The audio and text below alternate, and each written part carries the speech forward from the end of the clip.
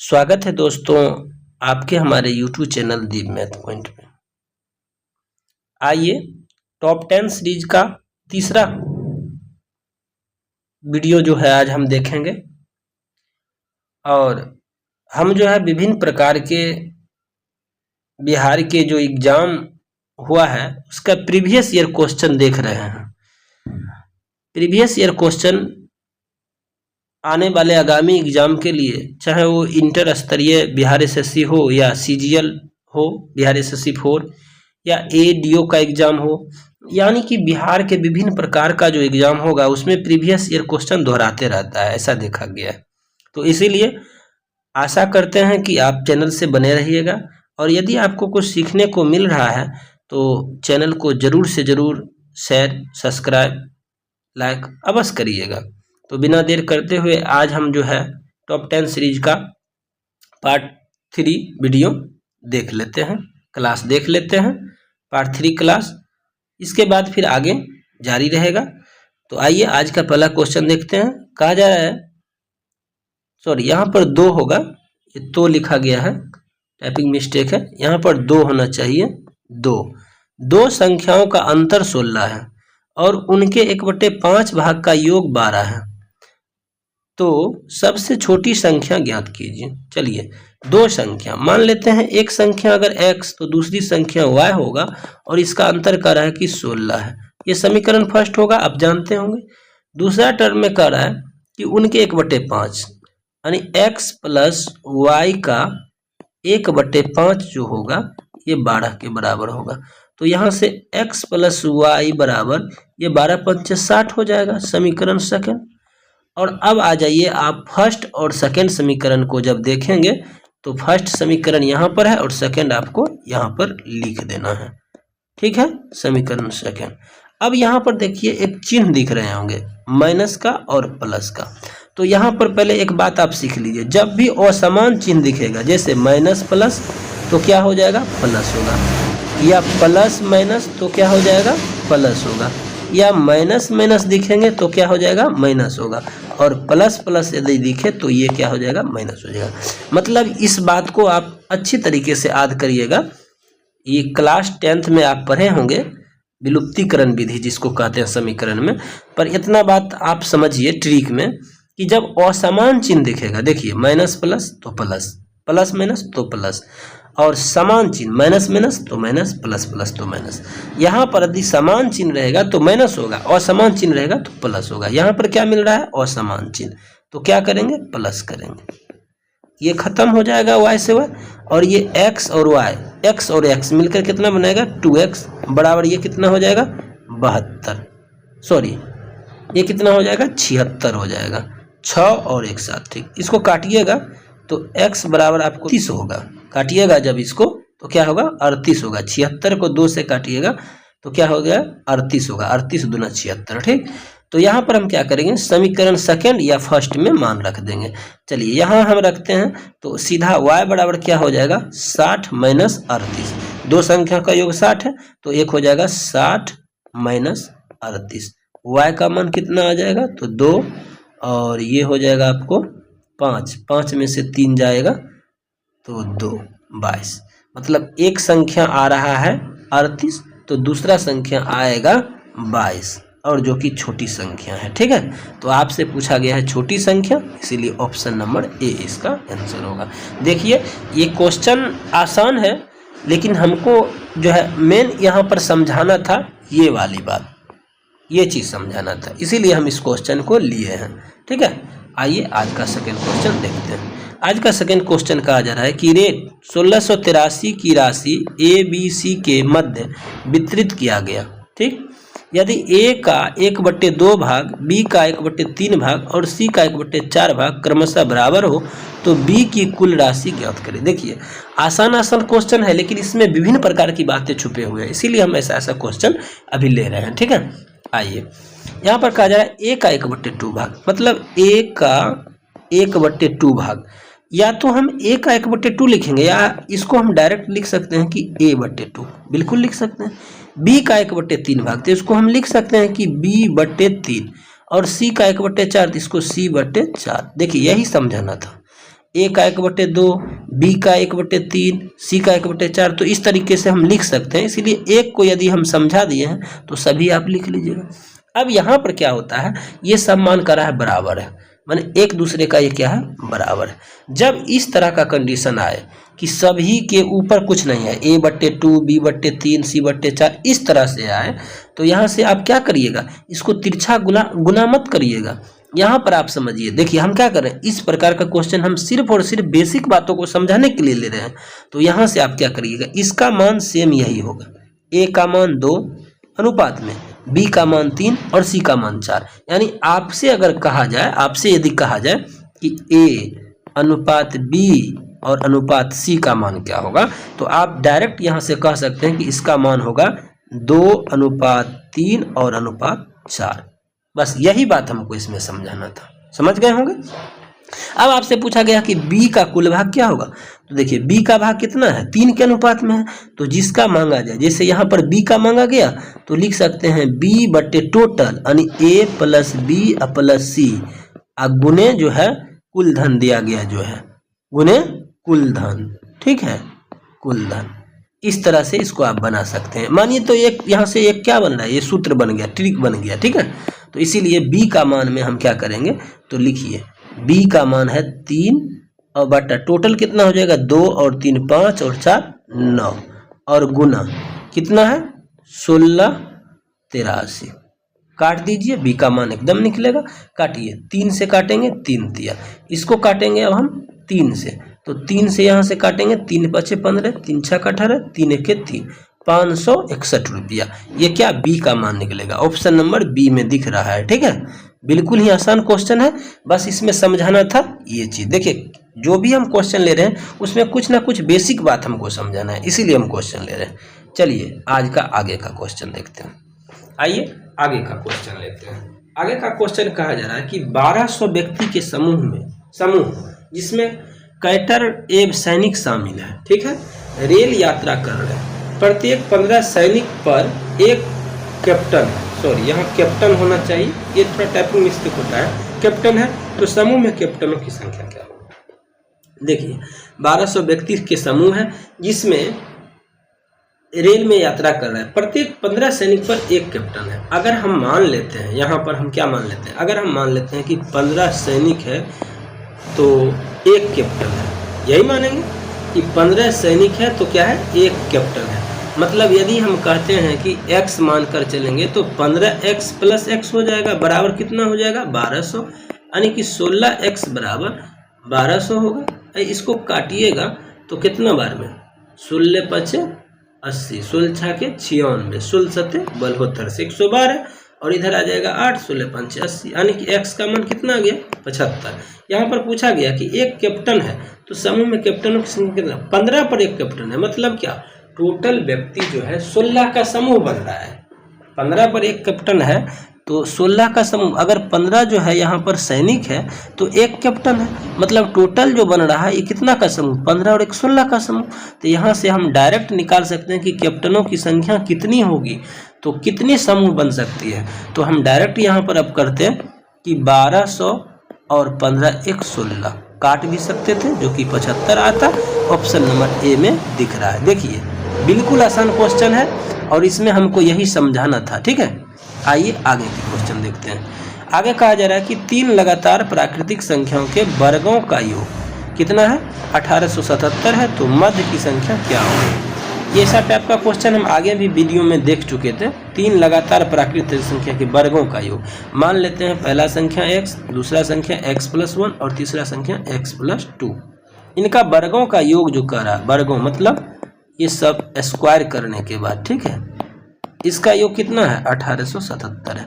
आपसे पूछा जा रहा है मध्य की संख्या यानी बीच की संख्या क्या होगी, कर दीजिए x² + x², a + b का होल स्क्वायर यहाँ से होगा तो a² + b² और प्लस 2x हो जाएगा। ये हो जाएगा x² + 4 + 4x, अब बराबर कितना हो जाएगा 1877, ठीक है। ले लीजिए 1 2 3 3x² और ये हो जाएगा 2 और 4 कितना 6x और ये हो जाएगा 4 1 5 बराबर 1877। यहाँ से देखिए इसको हम 3x² प्लस 6x और बराबर इधर करके इसको हम लिख सकते हैं 1872, क्योंकि 5 अंतर माइनस हो जाएगा। यहाँ से यदि हम चाहेंगे तो 3 कॉमन भी ले सकते हैं, तो ये x² प्लस 2x बराबर 1872। इसे काट दीजिए। काटने के बाद 6 बार में 3 दूना 3 चौके 624 बार में कट गया। यानी अब जो है आपको क्या करना है, x² प्लस 2x माइनस 624 इसको इधर ले आएंगे बराबर 0। इसका द्विघात समीकरण तोड़ना है। और द्विघात समीकरण तोड़ने के लिए आपने क्लास 10th में सीख चुके होंगे, यदि 9th तक नहीं सीखे होंगे तब, क्योंकि क्लास 10th में द्विघात समीकरण पर एक पूरा का पूरा चैप्टर दिया हुआ है। ठीक है, तो यहाँ से अब इसको तोड़िएगा, आंसर आपका आएगा। आइए हम आज तोड़ना भी इसको सिखाते हैं, कैसे तोड़ेंगे। देखिए, पहले नंबर 624 का अभाज्य गुणनखंड करिए। तो 624 का जो अभाज्य गुणनखंड होगा 2 से लगेगा, 2 तिया 6, 2 एके 2 और 2 दूना। फिर 2 से काटिए इसको, तो 1 0 6, फिर 2 से काट सकते हैं 5 3 53। अब देखिए क्या चीज़ से कटेगा, सॉरी यहाँ मिस्टेक हुआ है। 2 से काटने के बाद 1 5 6 होगा, फिर 2 से काटिए तो ये 7 8 78 हो जाएगा। 2 से काटिए 3 9, ठीक है। अब इसको 3 से काटिएगा 13 बार में। यानी ऐसा संख्या लेना है जिसको गुना करने पर 624 हो, जोड़ने और घटाने पर 2 हो। तो इसमें से निकालिए, 3 दूना 6 दूना 12 दूना 24 है, और 24 और 13 दूना 26। देखिए 24 अगुने 26 करिएगा तो इतना होगा, और 24 अगुने 26, जब 26 में से 24 जाएगा तो क्या हो जाएगा, 2 हो जाएगा। मतलब यहाँ से हमको x का मान निकल रहा है, और आपको पता होगा कि x का मान वही निकलेगा क्योंकि यहाँ लगातार का गया जो कि छोटा हो। पूरा नहीं इसको करना है, हम क्या कर रहे हैं कि हर एक क्वेश्चन पर हमको कुछ ना कुछ सिखाना है। इसको पूरा तोड़िएगा तोड़ सकते हैं, लेकिन हमको सिखाना यही है कि छोटा संख्या x का मान हो जाएगा, समझ रहे हैं, क्योंकि माइनस में यही जाएगा। तो x बराबर क्या हो जाएगा, 24। मतलब 3 लगातार प्राकृतिक संख्या के वर्गों का योग था। तो पहला संख्या 24, मध्य का संख्या पूछ रहा है तो 24 1 25 हो जाएगा, और उसके बाद तीसरा संख्या 26 हो जाएगा। 1 24 1 25 1 26। आपसे पूछा गया कि मध्य की संख्या क्या होगी, ऑप्शन नंबर बी मार दीजिए। है कि A B C D E 5 लगातार विषम संख्या है, जबकि A और D का योग जो है 148 है। C का मूल्य क्या होगा।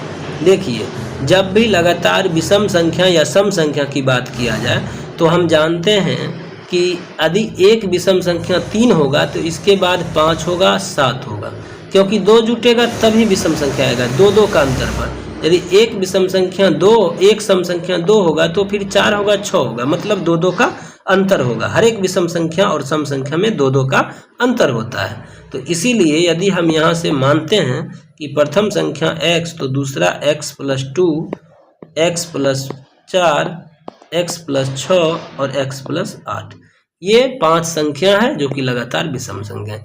इसमें कहा जा रहा है ये a है, ये b है, ये c है, ये d है और ये e है। यहाँ से कहा जा रहा है कि a और d का योग x प्लस 6 का योग जो है 148 है। तो 2x बराबर, ये 6 इधर घट जाएगा तो 142 हो जाएगा, और x बराबर 71 हो जाएगा। ठीक, अब आपसे पूछा गया है कि c का मूल्य क्या होगा। c कहाँ पर है, यहाँ पर, यानी x प्लस 4। तो x का मान आ गया 71, और इसमें 4 जोड़ देंगे तो हो जाएगा 75, जो कि c का मान होगा। ऑप्शन नंबर ए में दिख रहा है। आसान क्वेश्चन है।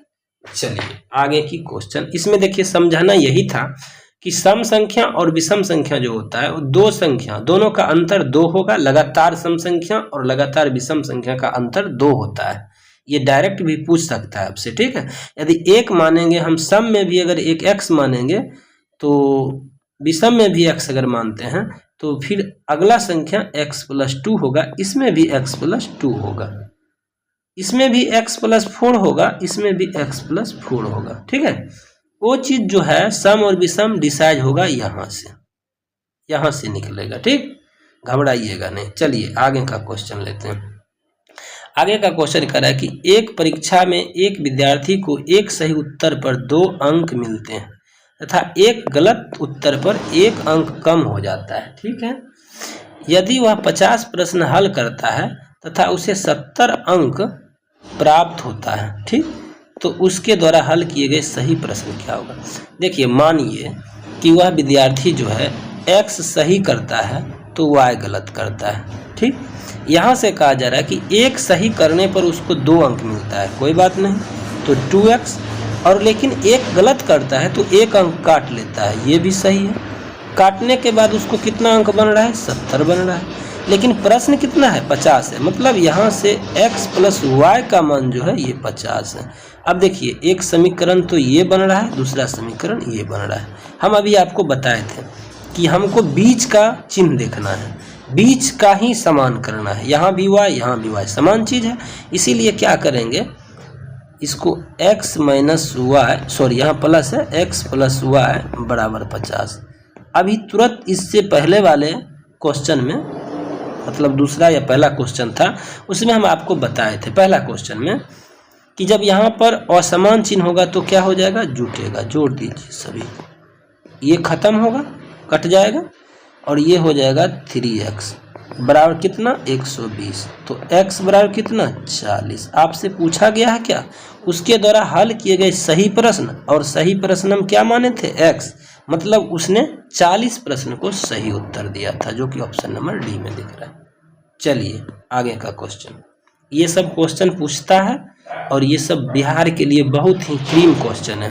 कहा जा रहा है 2 संख्याओं का योग जो है 25 है तथा उनका अंतर जो है 13 है, उनका गुणनफल क्या होगा। देखिए, ये भी आसान ही क्वेश्चन है, बस समझिएगा।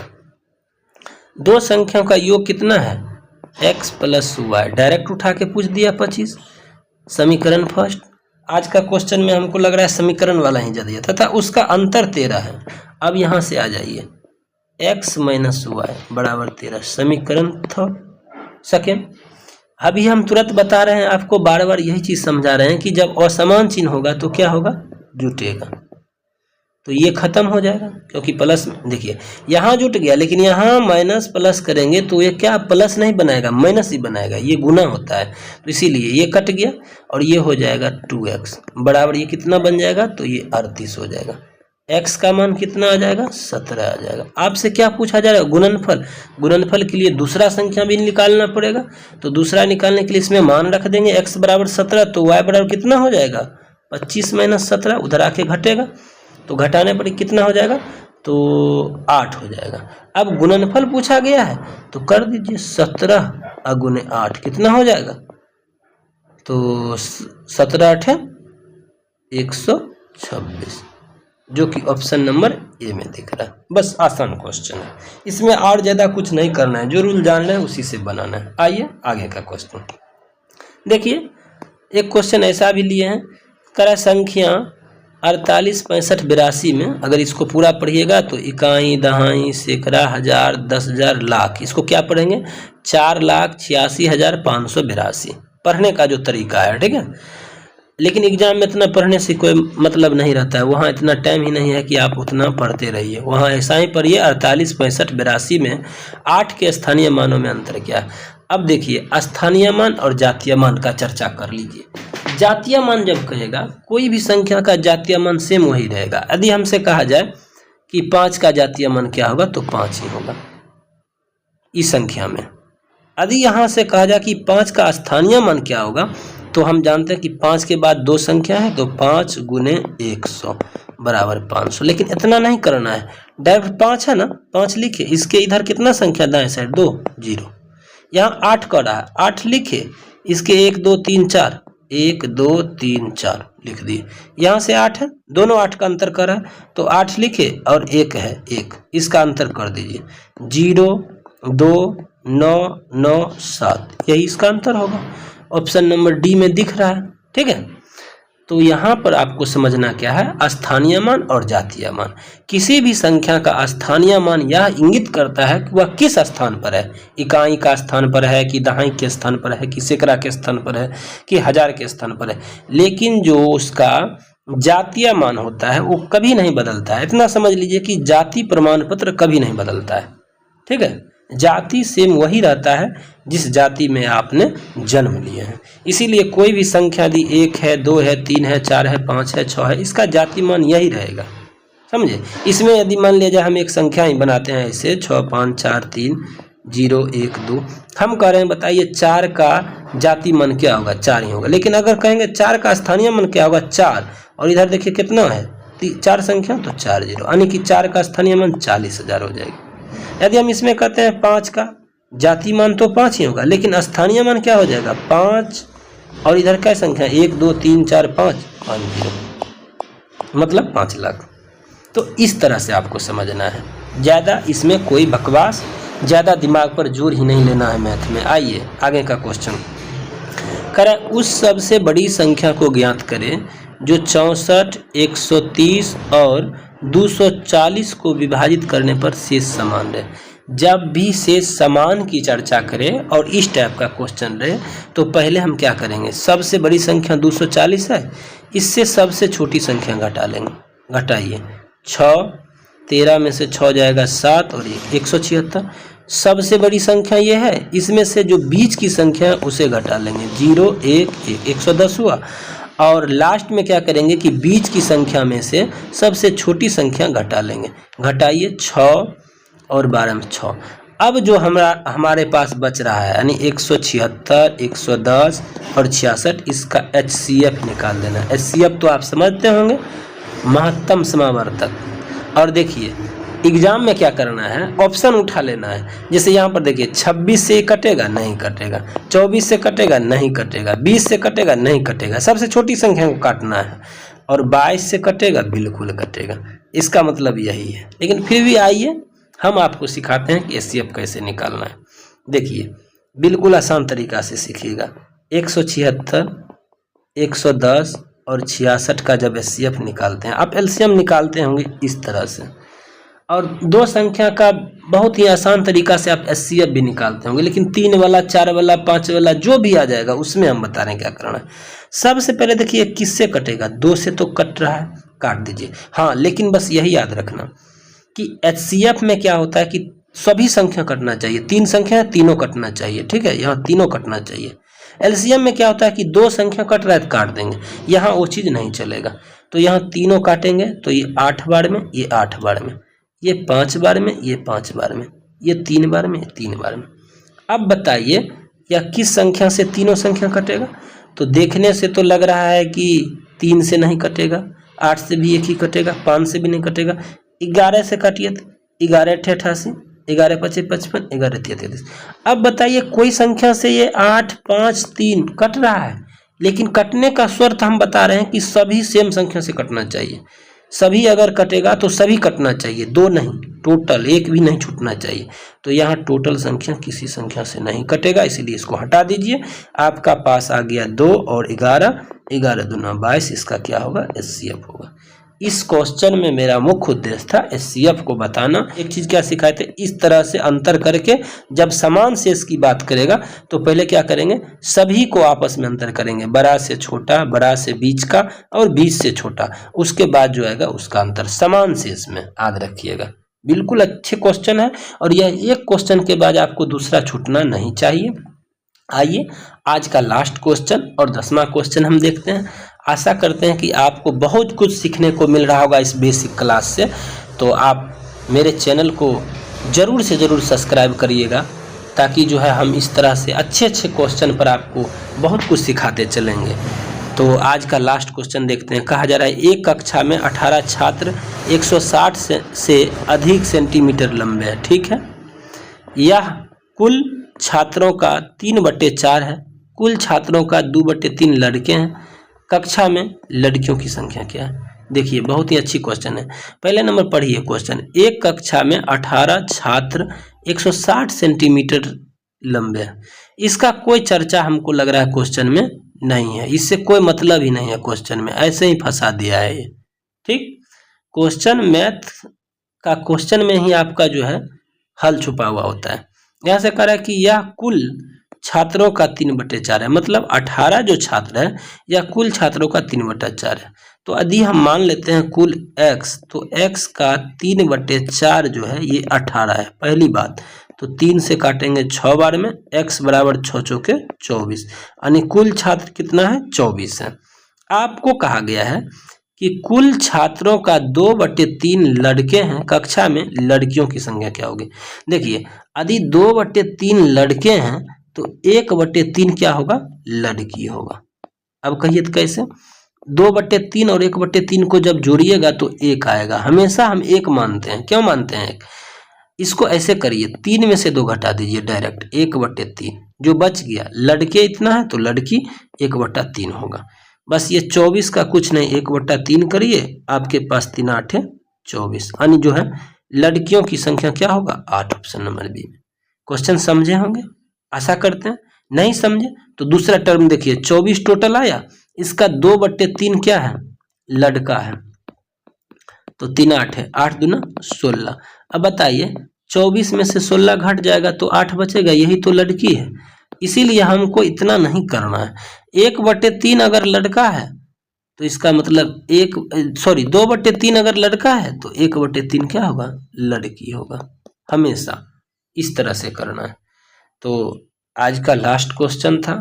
आशा करते हैं कि आप लोग का यदि सपोर्ट बना रहेगा तो बहुत जल्द जो है डिजिटल बोर्ड पर आपके सामने आकर इसी तरह से मैथ को विभिन्न क्वेश्चन, जो कि बेसिक बातें इसमें छिपा होता है, और यही सब एग्जाम में जाकर जो है आप ज़्यादा टाइम लगा पाते हैं, बना नहीं पाते हैं, तो उस टाइम लगता है कि हम नहीं जानते हैं। ऐसा नहीं है, मैथ का जो है पूरी बात क्वेश्चन में ही छिपा हुआ होता है। जिस दिन आप क्वेश्चन पकड़ना जान गए उस दिन आप मैथ बनाना जान जाइएगा। तो आज के लिए इतना ही, धन्यवाद। आगे ये सीरीज जारी रहेगा, आप अपना प्यार दिखाते रहिएगा।